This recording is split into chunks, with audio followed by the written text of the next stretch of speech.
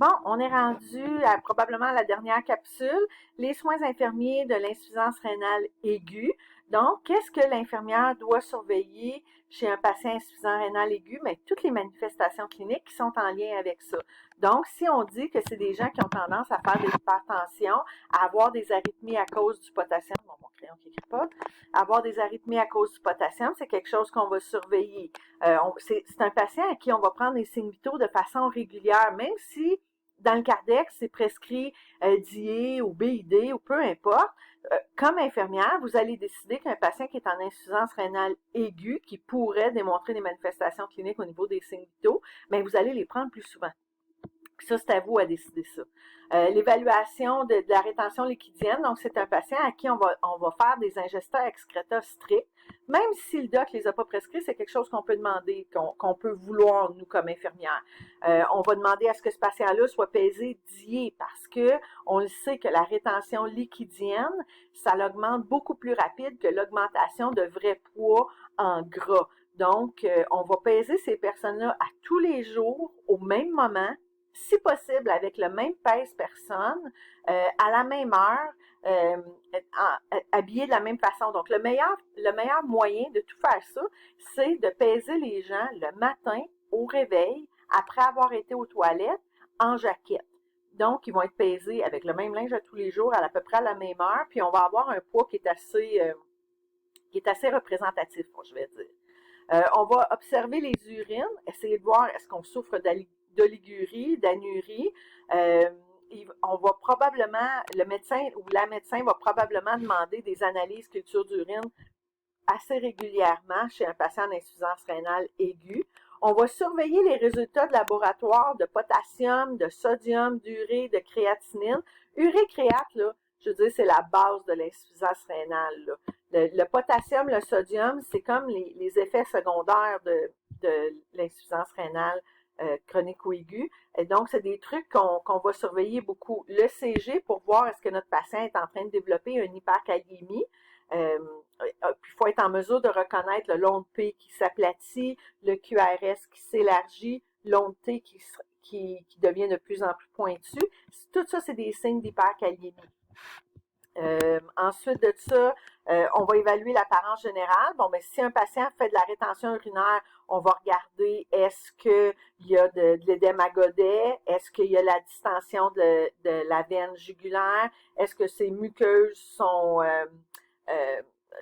stomatites là, sont irritées par l'urée, est-ce qu'elles sont sèches parce que souvent il y a des patients qui vont démontrer des signes de déshydratation, même s'ils ne le sont pas nécessairement, la turgescence de la peau, l'état mental et l'état de conscience, surtout chez un insuffisant rénal aigu, c'est quelque chose qui va changer rapidement.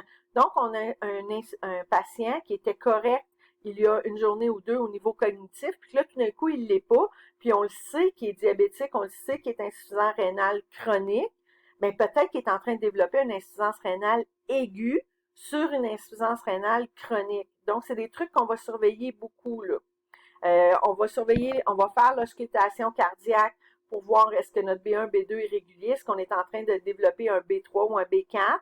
L'auscultation pulmonaire pour savoir est-ce qu'on est en train de faire une surcharge, c'est super important.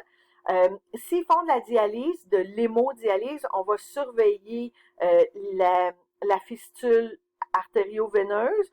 Puis si c'est de de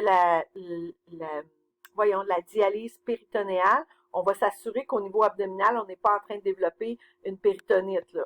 On n'a pas de température, on n'a pas un abdomen qui est en train de se gonfler, un site du drain qui est rouge, qui a de l'écoulement de sécrétion. C'est toutes des choses qu'on va surveiller. Là. Ensuite de ça, je vous ai mis ici un tableau comparatif entre l'insuffisance rénale aiguë et la chronique. Puis clairement, ce genre de tableau-là, c'est quelque chose qui est très aidant là, pour intégrer l'information. Donc, l'insuffisance rénale aiguë, ça apparaît soudainement, mais c'est réversible. Ça apparaît soudainement, mais c'est réversible. Tandis que l'insuffisance rénale chronique, c'est réversible dans la plupart des cas. Hein. Des fois, c'est pas réversible. L'insuffisance rénale chronique, ça apparaît de façon graduelle, au fil des mois, voire au fil des années. Et un coup que c'est installé, par contre, c'est irréversible, contrairement à l'insuffisance rénale aiguë. Les causes les plus fréquentes au niveau aigu, ça peut être pré-rénal, intrarénal, post-rénal. Puis qu'est-ce qui va arriver, c'est qu'il y a du dommage au rein qui est en train de se faire là. Si on ne le règle pas immédiatement, le problème va devenir chronique, le problème va devenir permanent plutôt. Tandis que au niveau rénal chronique, les causes les plus fréquentes, l'hypertension, le diabète, le taux de cholestérol élevé, là, ça fait partie des causes les plus fréquentes là, au niveau chronique. Les critères de diagnostic au niveau de l'insuffisance rénale aiguë, là, on va vraiment regarder la créatinine et l'urée. Ça va monter drastiquement, là. Était normale hier, puis aujourd'hui, la créate est à 250. On parle d'insuffisance rénale aiguë. Là. On ne verrait pas ça dans l'insuffisance rénale chronique. L'insuffisance rénale chronique, la créatinine, elle monte, pout. Ensuite de ça, au niveau de l'insuffisance rénale aiguë, on aurait une réduction rapide du débit urinaire. Donc, la production d'urine serait hautement diminuée. Tandis que dans l'insuffisance rénale chronique, ça ne va pas nécessairement être si drastique que ça. Ça peut prendre beaucoup de temps avant que ça l'apparaisse. Au niveau de l'insuffisance rénale chronique, c'est le débit de filtration glomérulaire qui va nous dire est-ce qu'on est en insuffisance rénale chronique et si oui, on est à quel stade? On se souviendra que le stade 1, c'est un DFG en bas de 90 qui n'a même pas de manifestation encore. On le sait parce qu'on a fait le DFG. Sinon, il n'y a pas d'autres manifestations cliniques. Rendu en bas de 60, là, on commence à parler de bonne insuffisance rénale chronique qu'il va falloir vraiment soigner. Ben, on les soigne avant aussi, là, mais qu'il va falloir se concentrer là, sur les traitements. Le taux de mortalité est quand même élevé au niveau d'insuffisance rénale aiguë, surtout si on ne trouve pas la cause. Si on ne trouve pas la cause, là, c'est la dialyse assurée. Puis s'il n'y a pas de dialyse, c'est la mort. Tandis qu'au niveau insuffisance rénale chronique, on peut vivre très, très longtemps sur de l'insuffisance rénale chronique, surtout si on est en mesure de le maintenir là, dans les 3 premiers stades. Là, on peut vivre très, très longtemps avec de l'insuffisance rénale chronique.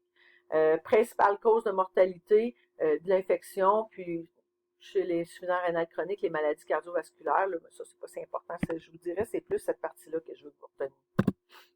Là, ici, je vous ai mis le système d'angiotensine là, au niveau du rein qui fait que c'est comme une espèce de cercle vicieux, surtout dans l'insuffisance rénale aiguë. Tu sais, tantôt, je vous ai dit, si c'est pré-rénal, exemple, il y a plus de sang qui se rend au rein, on le voit ici, là, la perfusion rénale est diminuée, soit par une déshydratation intense, soit par une hémorragie majeure. Là, le niveau de sang qui perfuse le rein est diminué. Le rein il sent ça arriver puis il fait comme oh mon Dieu, j'ai pas assez de sang qui me perfuse, je vais sécréter, envoyer un message pour avoir de l'angiotensine, en tout cas, je suis pas capable de le dire, là, mais ça, là, pour développer de l'angiotensine, pour pouvoir passer de l'angiotensine 1 à l'angiotensine 2, à l'aldostérone, pour pouvoir avoir une vasoconstriction pour que le petit peu de sang qui se rend au rein soit assez intense assez grand pour qu'on soit en mesure de filtrer. Donc, on va avoir de la vasoconstriction. La vasoconstriction va causer une diminution encore plus de perfusion de sang au niveau du rein parce qu'il n'y en a pas de sang. On est soit très, très déshydraté ou on est en hémorragie. Et cette constriction-là va envoyer un autre message pour développer de l'angiotensine 1 vers de l'angiotensine 2 qui va causer encore plus de vasoconstriction. Puis à un moment donné, il va tellement avoir de vasoconstriction que le rein va arrêter de fonctionner. C'est pour ça que le pré-rénal, un patient déshydraté ou un patient en hémorragie, c'est hyper important de recouvrir le volume sanguin le plus rapidement possible pour que les reins se remettent à fonctionner de façon adéquate. Fait que ça, c'était juste un petit dessin pour expliquer ça. Ensuite de ça, là, je vous ai mis vos lectures et exercices recommandés. C'est dans votre livre, dans votre Lewis ou dans le guide d'études qui vient avec votre Lewis. L'analyse de situation de santé, on va pouvoir vous mettre le corrigé de ça sur Léa éventuellement. Puis là, on a fini la dernière capsule du dernier cours de votre 512 cinquième session. Après tout ça, là, il va vous rester juste une session, puis vous allez être des CP. Oh my! Alors, Catherine et moi, là, on vous souhaite la meilleure chance, ou c'est pas de la chance, le meilleur des succès pour le restant de vos études. On vous reverra pas, on va vous revoir pour l'examen final, mais après ça, on vous reverra plus. Alors, on le sait que vous êtes toutes et tous pleines de potentiel. On sait que vous allez bien performer dans notre cours parce que vous avez vraiment bien performé jusqu'à date. Et puis, on espère que ça va aller aussi bien en sixième session. Puis, on vous souhaite bonne fin de session. Au revoir!